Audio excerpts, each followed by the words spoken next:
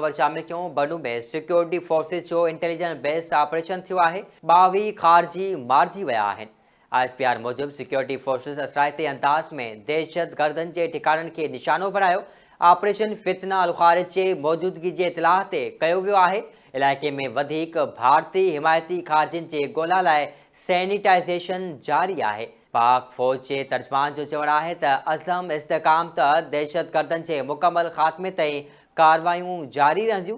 Security forces ऐं कानून लागू कंदड़ इदारा दुश्मन नेटवर्क जे ख़ात्मे लाइ पुरज़म आहिनि, पर रही सरपरस्ती ऐं पुठ भराई सां थींदड़ दहशतगर्दी जो मुकमल सफ़ायो बुनियादी हदफ़ आहे। आम ख़बर ॾियूं पिया बनू में सिक्योरिटी फोर्सेस जो इंटेलिजेंस बेस्ड ऑपरेशन थियो आहे। 22 खारजी मारिजी विया आहिनि। ISPR मूजिब सिक्योरिटी फोर्सेस असराइते अंदाज में दहशतगर्दनि जे ठिकाननि खे निशानो बनायो। ऑपरेशन फितना अल ख़ारिज जे मौजूदगी जे इतलाह ते कयो वियो। इलाइक़े में वधीक भारतीय हिमायती खारजियुनि जी ॻोल्हा लाइ सैनिटाइज़ेशन जारी आहे।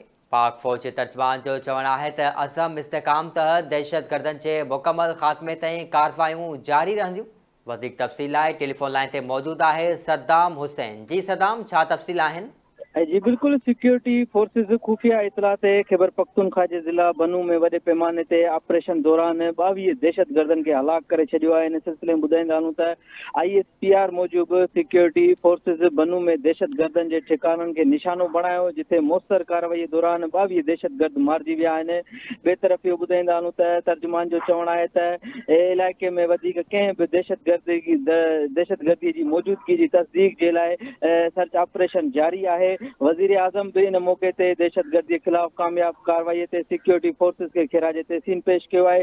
बेतरफ सदर आसिफ अली जरदारी तरफा भी खवारिज खिलाफ कामयाब इंटेलिजेंस बेस्ड ऑपरेशन ते सिक्योरिटी फोर्सेस के खिराज तहसीन पेश किया वियो है।